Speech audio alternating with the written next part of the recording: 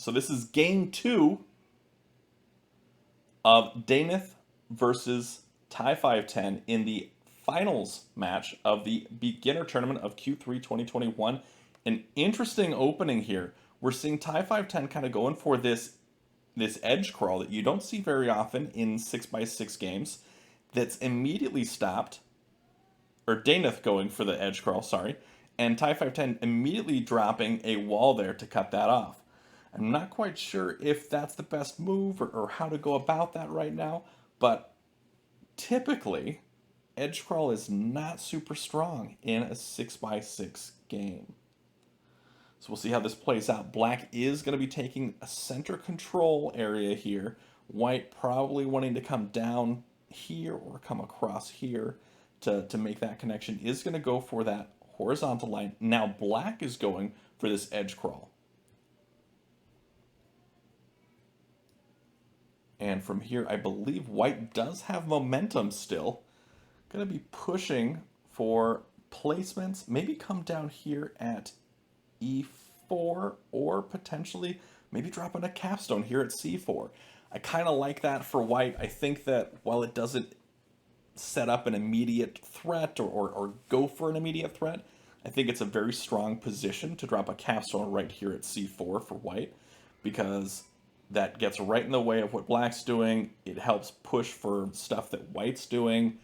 It's overall a very strong move, and I would definitely place one there now. Goes for it, solid. All right, so now we see no current tack threat. Black does make the first capture of the game.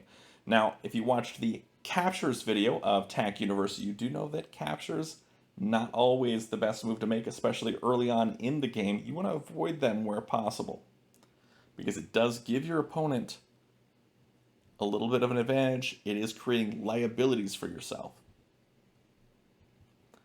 So let's see, black now building around, trying to maintain this area. I can see white probably playing just a flat here. Oh, going for a flat up at b6. I was expecting one at b3, which would have been an immediate tack threat. But instead placing at b6, potentially wanting to capture onto this stack that already exists. Black does now. Interesting plays here. I was expecting maybe b6 to come down, and then a5 come over, and then c5 would come left, and then black would drop a capstone on c5. That's not happening now. Instead, white wants to capture over onto this or this, and by placing this wall here, they really set it up in a nice spot, because either way, whatever move black makes, white is going to be able to liberate some captives, or a captive at least. So solid positioning from this wall. Great offensive wall placement. I believe daenyth must have watched the walls video in Tack University to pick up tricks like that. Alright, or maybe they've been talking to Fwib. Fwib being a big proponent of offensive walls in Tack. Alright, let's see.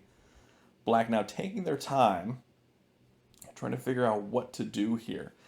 I like placing a capstone finally. Instead, they're just going to push for that tack threat. First tack threat of the game, not very strong. I don't know what they plan to do here. Come up with that. I guess they did have that flat in reserve, but I'm not sure what black's plan was by placing down at a2. White now placing at d4, ready to come up and make that capture. Or maybe just place next to and go at e4 to play around it. Let's see, a lot of options here. Again, black not placing that capstone quite so soon. And I believe we saw in the previous game, thai510 did not play the capstone until around move 12 or 13 as well. And so here we see black's capstone finally coming down.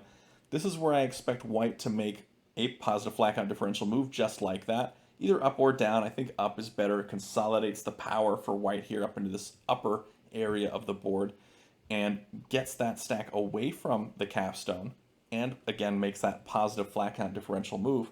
And if you're confused about what positive flat count differential move means, I cover that in the flat count differential video on Tech University, or it's just making more than, let's see, the flat count differential is one player's flats minus the other player's flat. And a positive move would be to give you more than one, which would be the standard, just play a flat. So in this case, they had a white flat under their own, so they had this going on. So let's see, 1, 2, 3, 4, 5, 6 black flats, 1, 2, 3, 4, 5, 6 white flats. Then after that next move, it was 1, 2, 3, 4, 5, 6, 7 white flats, and 1, 2, 3, 4 black flats. So big positive flat count differential move there. It was +3. So now we see C6 being played up here, ready to come down after that capstone. Playing around, maybe come over to the left and make that vertical threat. And then white decides to play at E4, going around this D5 flat and making that tack threat. Coming down with B6 would be a road. So black needs to do something here, and it's going to have to be a capture. Does make the capture onto B6 with C6. Now, this move has two purposes. Number one, to stop that threat, but number two, also to start building towards this vertical threat that black wants to make. Not super strong. Ooh, but I kind of like that. I like this white. So, white is now pinning the capstone yet again. So this capstone might want to come up here in another move, and won't be able to because of this flat here at A4. Solid positioning here from white. We saw white, daenyth make these same capstone pin moves in the previous game. So I think what white is trying to do is take this stack over onto B6 and then leave a white flat behind and bring the whole stack down onto B5. What that would do is it would create a tack threat in this horizontal direction by coming back up and leaving a white flat behind on B5.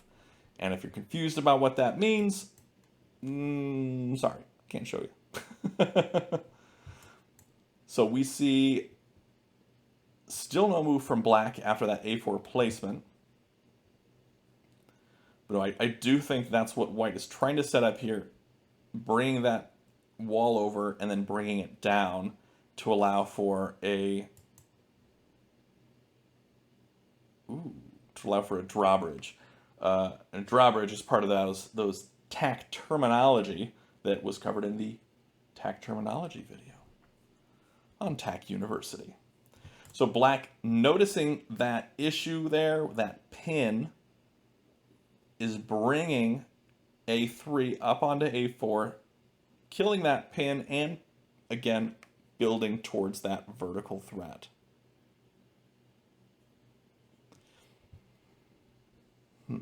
White probably going to try and build around here. Building now at A3, wants to build at B3 next. Black's probably going to have to build at B3 now to stop it and just continue that vertical threat.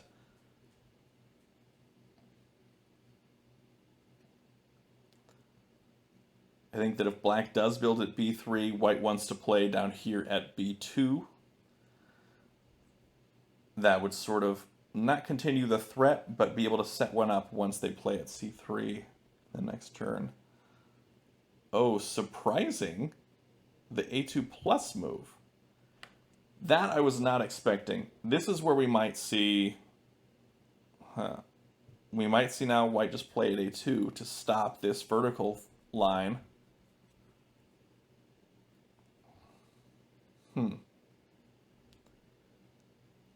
Unusual play.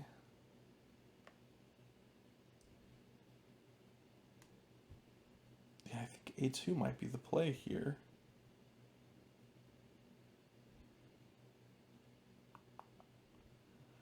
When white finally does move this stack over onto B6, black is probably going to want to come up here and self-capture onto B5.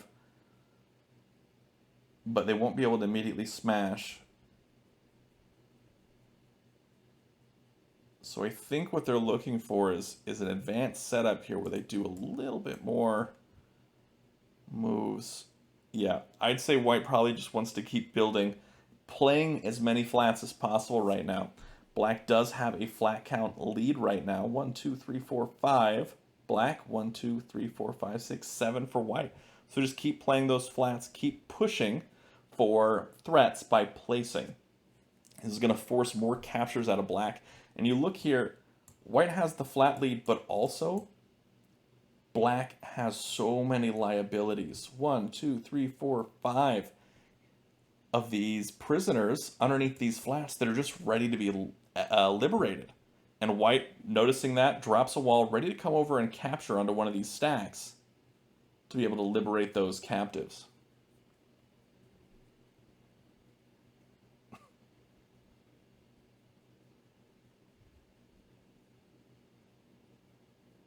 I liked playing the flat here instead, but again, because of the flat count, because they were up by 2, they do have the ability to drop a wall without losing too much ground here. Black is placing another flat at A2, which is a tack threat, so white's probably going to come over onto B3 with this wall. Black is being very straightforward in this, which I find very unusual. Typically you see players try to force a move out of their opponents, but this isn't the case. It's more like black is just playing the quickest threat possible, unless I'm missing something.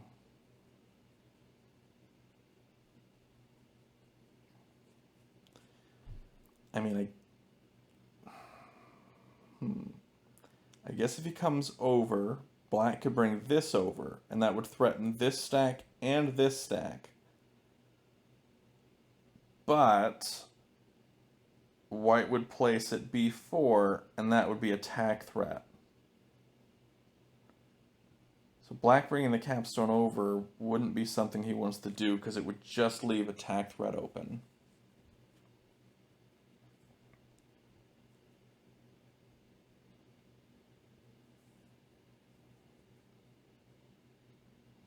Black now places at B3, doesn't continue the tack threat,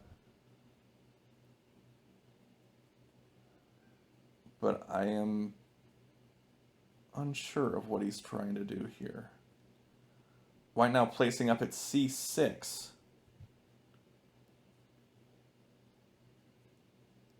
Okay, I think I see what they're doing. They're setting this up for this wall stack to now come over to the right and leave behind a white flat and come down. And that would be a tack threat, as well as creating a tack threat by moving upwards or by placing at A6.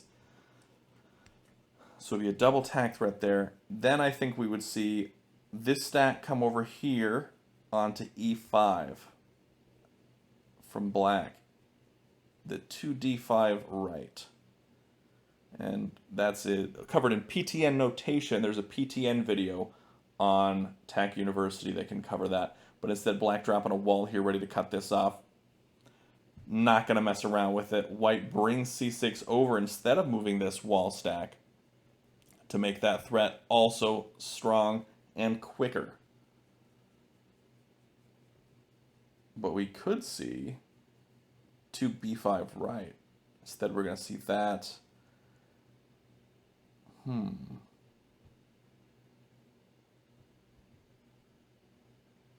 Could that come down? No. Black's doing a good job to cut off what white was doing, but black still doesn't have too much going on, though, in terms of offense. Black's cutting it off, but white is still winning in terms of flat count. It's 5 flats on black's side to 7 flats on white. Also, white has 2 positive flat count differential moves very shortly. I would not have made that capture if I were white, capturing up to D4, as it does create liabilities that are easily recaptured by one of these walls. If they come back up, now black is going to be able to liberate that captive unless white takes this stack and tosses it down, spreading down here at d4 and then d3, and then starts flipping their attention to go for a vertical threat. Instead, we see f4 being played.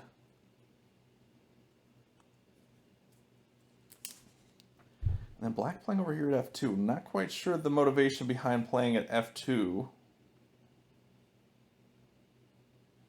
But e4 makes sense because it's coming around. White's probably going to capture down with these two flats on top at d5.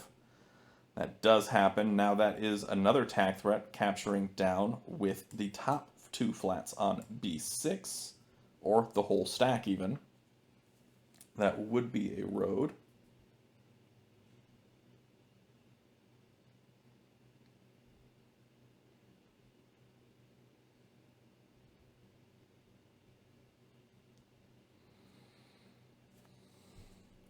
Black comes down, white fills in, just playing those flats. White does have fewer reserves, is in control of when this game ends.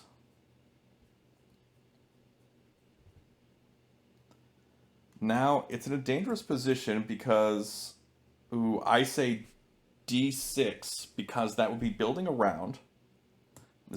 I like this position. So d6 starts building around again, which is a common strategy that white has been employing so far. But also, if black decides to try and take this stack, white would have smashed that stack instead. But instead brings this capstone over, and I'm not sure that I like that. Sure, it threatens this big stack, but threatening that stack isn't even a attack threat. If he had waited and played at d6 instead, smashing that stack as it came over would have given attack threat in the vertical direction, as well as being able to build around this other one in the horizontal.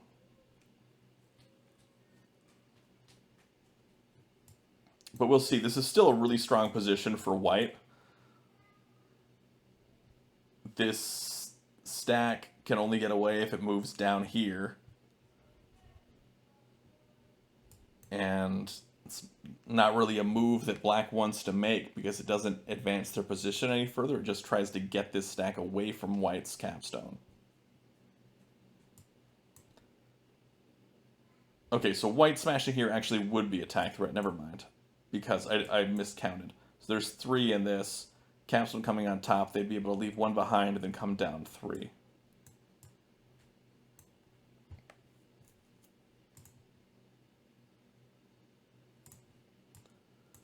All right, it looks like black's taking their time. They move the capstone over. That's interesting. They move the capstone over. Why would they do that?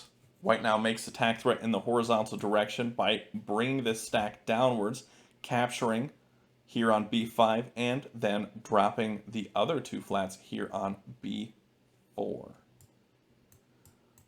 The attack threat is, of course, smashing this stack with the capstone.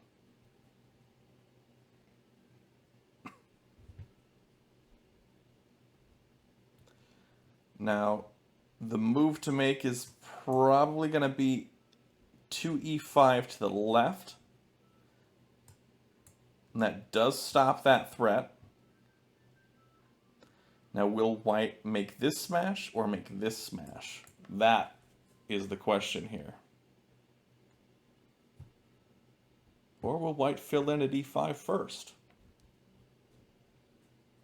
Tough to say. I kind of like filling in an e5, because smashing this would just lead to a wall being placed here at e3 to keep that vertical threat from happening. And smashing this would just lead to a wall being placed at e5 to keep that horizontal threat from happening. Does make that smash, though. Wall drops at e3, just as expected.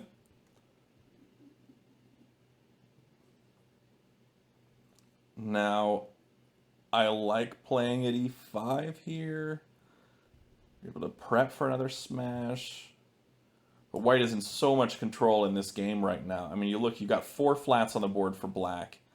Black is about to recover some with this capstone move, but 1, 2, 3, 4, 5, 6, 7, 8 flats for white. White does bring that capstone over to keep black from recovering those flats, also to make this threat here, leaving 1 behind and then dropping 1, 2, 3, 1, 2, 3 for the road in the vertical direction. Black likely going to take this wall and move it upwards. If not, they're going to drop a wall right here at D3.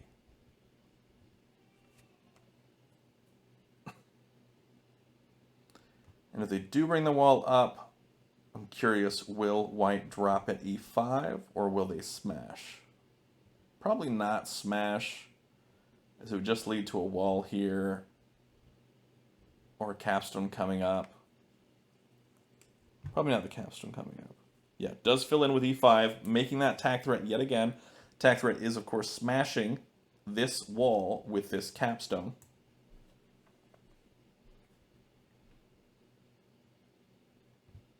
Black probably wants to bring this over to the right. Could also bring it over to the left, would be just as viable. I like bringing it over to the left, maybe dropping 1 white flat here and then bringing it over to capture and liberate some of those black captives. I think that move is pretty strong. So bring the whole thing 3d5 to the left, 1, 2, and then being able to capture back and liberate the captive. But doesn't go for that, just moves the whole stack over 3d5 left. And white fills in here at d5, making that tack threat again in the vertical direction. White is trying to force out a wall here at d3 from black, which would put them further behind in the flat count. White is really controlling this game and has been since basically the beginning. There were a couple moves here that at the beginning that I think were sort of blunders for black, but white definitely capitalized on those so far. And it's looking like we'll be seeing some playoff games between these two players. And the playoff games between the players are blitz games, where they play pairs of blitz games until one player wins both games in a match. Okay, so we do see that wall drop from black. This is where I think we'll see white just keep playing more white flats on the board. Maybe here at E3, maybe up here at D5 or C5 or D6 or C6 or B6. I think we'll probably see down here at E3 and then go in this vertical direction and build around for either a smash or a placement at F3 for that vertical threat. Instead, we do see B6 and black brings over that wall stack, the very large wall stack now, to make that smash.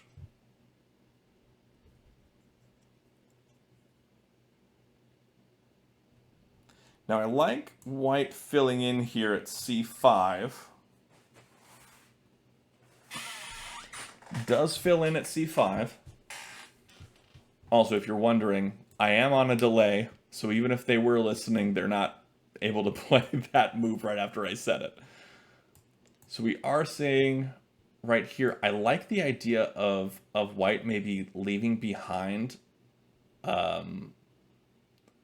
these 3 white flats. So just bring the first 2 flats up. So 2d4 plus. I like that because it would threaten this smash. And that smash would be Tinue. Or if black comes up with the capstone to block it, then this comes left to make another threat. I like both of those options a lot. And so I think a 2d5 plus is really fun here.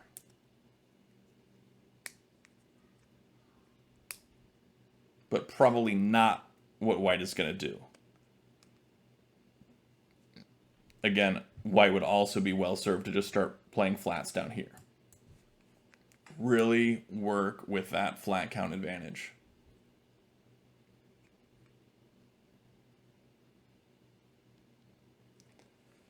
But I sometimes play the more fun move as opposed to the strategically more sound move. Which is why I'm not that great. One of the reasons, at least. So we see black playing down here at b2, really single-mindedly focused on this vertical threat, which I think is fascinating, and I don't think it's going to turn out well for him. White now playing over here at f3, making that connection node. They are going for that vertical threat. And the black will need to stop them somehow.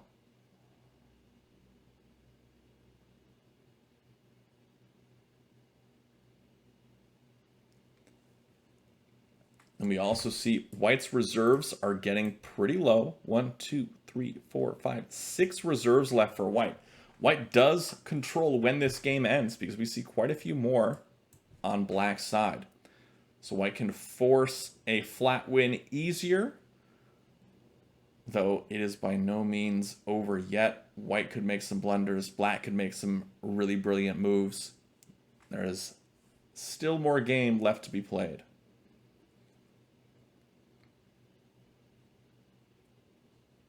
Now, will we see E1, F1, E3? One of those to continue that threat. We do see F1 played.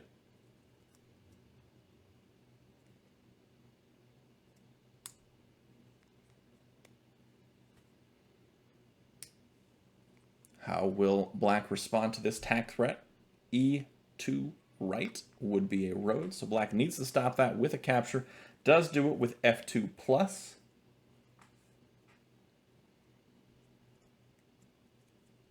How will white respond with E3, with E1, with F2, something else?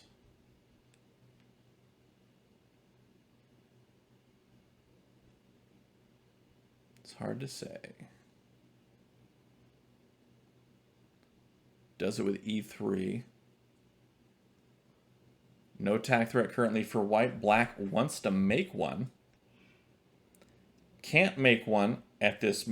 Oh, yeah, can make one, I believe. Let's see the carry line. 1, 2, 3, 4, 5, 6. Yes, can make a tack threat by taking the top 6 pieces from this stack, dropping 1, and then dropping 5 here at D5. That would be a tack threat from C6 down here to B1 or A1. I don't think black is going to make that move, though, as it is pretty risky and easily thwarted by a B6 right. And then you've got a huge stack of white flats next to this capstone. Yeah. Tough position here.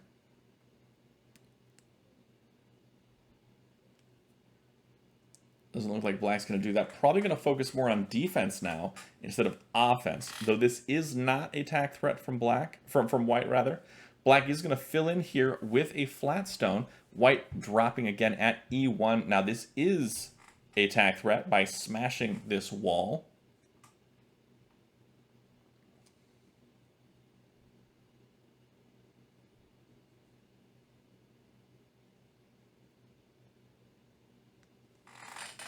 How will black respond to this one?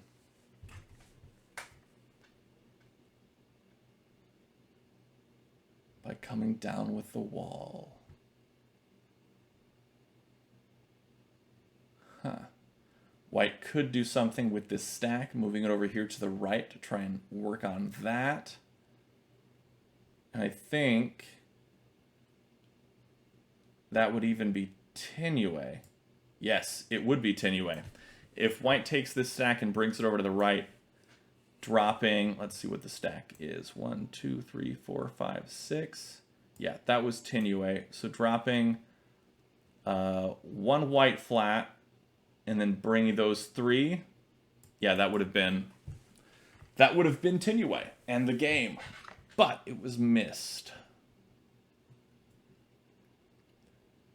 Instead, we see b1 being played, which was attack threat, and then white comes over with that wall to stop the attack threat. Now black doesn't really have an opportunity here to stop it. I'm curious about that Tinue I saw earlier. This wall stack might be able to interrupt it, but I don't think so. No, I'm pretty sure it doesn't, but it might. Black working to try to build around this.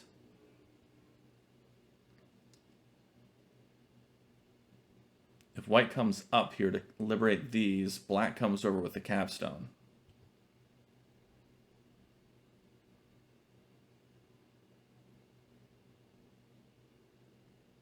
White just has one flat left, forcing that flat win. Let's take a look. 1, 2, 3, 4, 5, 6, 7, 8.